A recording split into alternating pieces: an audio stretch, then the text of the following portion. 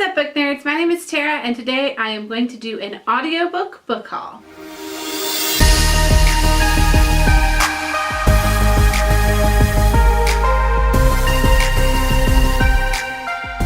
Since I don't do a lot of book hauls on this channel, I thought I would share a bunch of books that I recently purchased on Audible. I had a bunch of credits remaining. I was closing my account, and clearly because 10 credits had stacked up in my account, and I've been desperately trying to keep it from them from disappearing when they hit 12, I said, you know what, it's just time to use up all these credits, buy 10 books, and cancel my account. So in doing that, I made some interesting book purchases, and I'm going to share this with you today. I ended up getting 4 fiction books, 2 nonfiction books, and then 4 books that I'll explain a little more about at the end because they're not really books. So here's what I got. First I got They Both Die at the End by Adam Silvera, which is one that I've seen a lot on BookTube, and I like the premise of it. Basically, this book is about a world where people know the day that they're going to die. And these 2 boys meet up because they know they have the same death day, and they become friends, and they both die at the end. So I am first of all interested in if that actually happens, and second of all interested in just the exploration of what it's like to know that information. The second book I got is Every Heart a Doorway by Shannon McGuire, which is a really interesting premise also. It's about a school for kids who have come back from magical realms.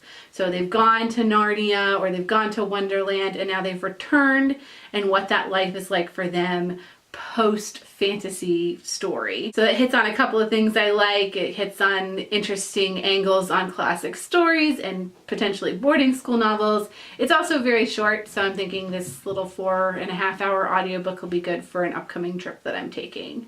The next book I got is Mr. Mercedes by Stephen King. I have read Carrie, but I've not read any Stephen King novels in a very long time, and with it being really popular lately, I thought that I wanted to read another one. I wasn't quite ready to take on it, so I said I'm going to try Mr. Mercedes on the recommendation of Julia Sapphire because she loves Stephen King's novels, and this one is one of her favorites.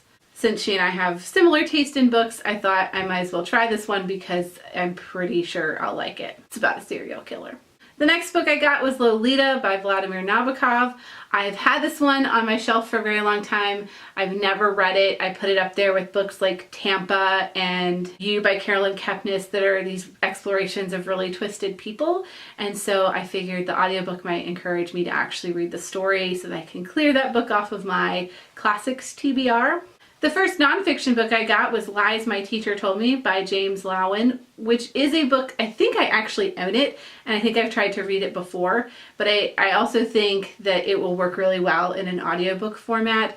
Nonfiction November is coming up, so I'm thinking about nonfiction books I want to read, and I'm also working with students in US history and world history, so some things have come up in that I'm wanting to brush up a little bit on some of my more accurate stories of history. I also got Under the Banner of Heaven by Jon Krakauer because I've read almost every other Jon Krakauer book there is to read, and this one's about the Mormons, and books about religion also fascinate me, so I figured I might as well complete the Jon Krakauer set and finally read this one.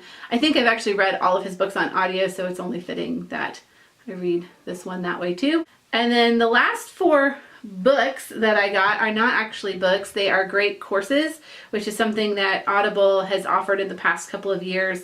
When I was a kid, my mom used to get this catalog for the great courses, and you would order, it's like college or university lectures on CD is what it used to be, or I guess back in the day like audio cassette. And so a while ago, like maybe 7 or 8 years ago, I ordered the Understanding Classical Music or something about classical music, and it was 48 discs, and I listened to all of them in the car on my commute every day to work. And I loved it. I loved learning the nuances of classical music and how to listen to and understand music. I've been eyeing a couple of courses for a while, and I picked up 4 that are particularly interesting to me. Even though they aren't books, they are generally about 8 to 24 hours in length, so they will kind of operate like a book in my life. The first is The Art of Reading, which goes over how to read different modes of literature or different modes of writing, which is essays and poetry and novels. I read How to Read Literature Like a Professor a while ago, and I really thought it was interesting to think about how I read and what are other things I can be looking for while I read, and also because it helps me as a reviewer and a book person. So similarly to that, I also picked up Analysis and Critique, How to Engage and Write About Anything, because while I'm writing my dissertation and I'm writing again on my blog, I felt like I can always use a crash course in writing, but not fiction writing, because I know a lot of people are really interested in fiction writing. I do mostly nonfiction writing, descriptive writing, analytical writing, persuasive writing, so always looking for resources on how to do that better. I also got a particularly nerdy one, which is the English Grammar Boot Camp.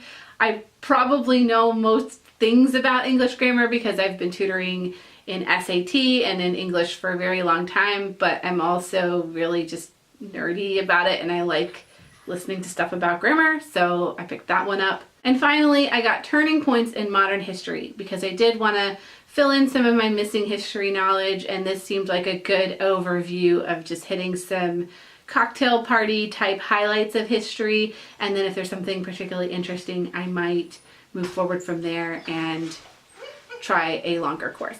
So those are the 10 books that I picked up from Audible, although 4 of them aren't technically books. I do recommend the great courses, and I can tell you later if I still recommend them after doing 4 more of them. They are on Audible, and some of them are like the classical music one. They're 48 hours long, or they're 48 discs long worth of content for 1 credit on Audible, so I think they're a really great deal, especially if you're the person that's like thinking about how great college was when you got to sit in and listen to and learn about all of these things just for funsies and not have to write papers or do homework on them. So if you've read any of these or you want to share your thoughts on them, please do so in the comments, and feel free to like and subscribe if you've enjoyed what you've seen. And as always, book nerds, thank you for watching. I will see you next time.